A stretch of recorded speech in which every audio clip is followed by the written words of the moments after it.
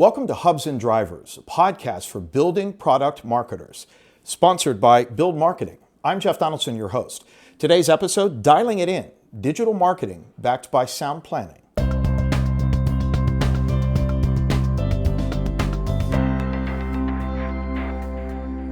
Welcome. Survey after survey tells us that your prospects and customers, designers, architects, specifiers, and other construction stakeholders begin their review of new products online. And that's a self-guided journey in many ways. So that means if you want to be part of the consideration set, you have to have a strong digital marketing program.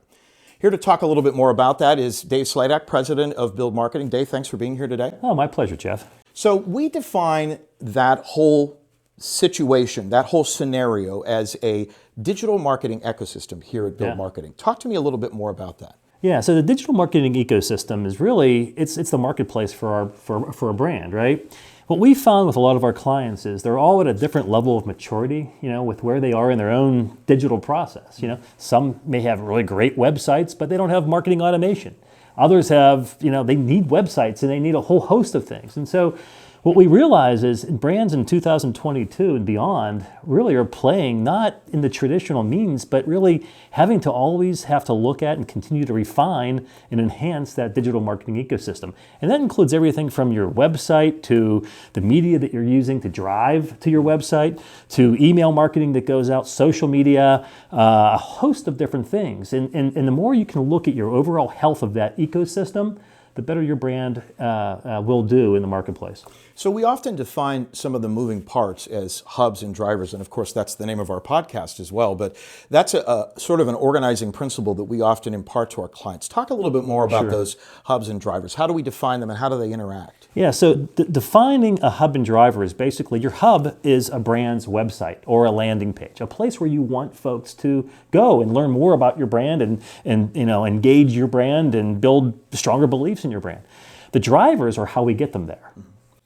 So let's define some of those drivers. You talked about e-marketing. Of course, there's e-marketing from an organic perspective. There's paid digital marketing. There are so many ways to drive traffic to a digital property. Sure. Let's talk about some of those and their importance and how they should interact as well. So I think one of the great things we do at BLD is we look at a building products brand and we look at it in a number of different ways. And we say, okay, look, you have to have a strong hub, that experience, right?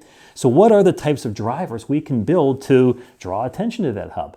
Some of them are owned. Paid media, for example. Everything from, a media partnership to programmatic digital media, things like that you actually pay for, and you pay for those impressions or whatever the KPI is. Then you have earned media. Yourself, you lead our team of, content specialists. And that is all about finding ways to, work the media and media relations to generate publicity about a specific brand. And then we have the social media side too, of course, right? Which is just, those organic conversations that we can create around a specific building products brand.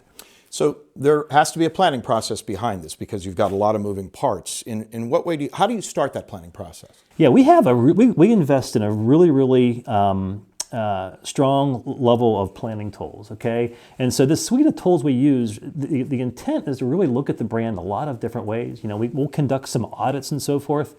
But one of the main things we do is we really dive into the audiences and look for insights and ways we can pull those out. And so, some of the things we do are something we call a task map exercise. We do a workshop with our brands, and we'll get together with a group of cross-functional team members from a specific brand. Everything from the C-suite and the CEO to the marketing, the sales, the customer service, product people, engineers, because we want to have a cross-functional team of folks who are offering cross-functional perspective. We get them in a room, we have an 8-box exercise we go through, and it really focuses on specific target markets that this brand's trying to go after. And it's really fascinating. We just listen, we moderate the whole thing, and then we bring back all the comments we get from all different perspectives, and we crystallize it into one document. That's the basis for what we do, and then we augment that with other types of planning tools, including some qualitative research, at times quantitative research, and then some other things that we'll do to really just look at the journey step by step and determine how we can best utilize a brand or a client's dollars. One of the outputs to that whole exercise as well is, of course, the creative brief, and that's something that's been endemic to agency and client relationships for some time. But in some sense, that's the North Star that helps guide things. Talk a little bit about how you get to that creative brief and how important it is. Yeah, well, the roadmap we follow really starts with the planning process that we have and the planning tools that we utilize. And once we get through that, I'm telling you, we really get at a deep level for the types of insights that we really gather and the types of direction that need to be established with relation to whatever the goal is. Is it upper funnel awareness building? Is it more lower funnel building conviction, what have you? Once we've identified that, it all gets crystallized into a creative brief. And that creative brief is our Bible. It's very succinct, it's very specific, and it's for both the client and the agency to use and guide themselves to create an overall media program, marketing plan, and obviously the creative messaging. In your experience, what are the common pitfalls that we see from clients or that clients encounter when they're trying to work with us or even on their own to build that digital marketing ecosystem? There are often the common pitfalls in there. Sure. Yeah, I think the biggest thing is thinking that you have to do everything at once, okay? Like I said earlier in the conversation, every brand is at a different level of maturity with regards to their digital marketing and their digital sophistication. And I think some brands panic and think, oh my gosh, we need a new website. We need a marketing automation system. We need a great social media program. And yeah, you do need all of that. But again, it's like someone's health, right? Your brand's health. You have to look at it from a digital perspective. And that's what we try to do for all of our building product manufacturer clients. And, it's important just to start somewhere and do it well and then move on to the next thing. So just like a doctor analyzing and looking at a patient, we try to look at a brand the same way and say, okay, what's the biggest thing that needs done now to really increase the health of this brand from a digital perspective, and then we kind of start, with the fundamentals. We look at the level of maturity that brand has, and then we map out a plan and say, okay, year one, let's focus on a website.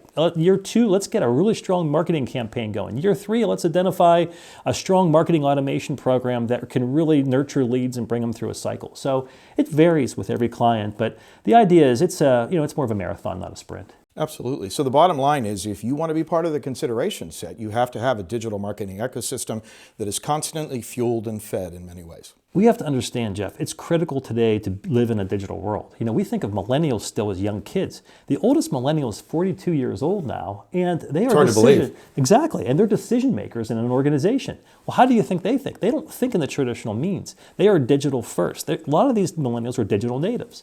And so we have to really, really guide our brands to think that way. You take that for granted sometimes, but it's easy to fall into older habits.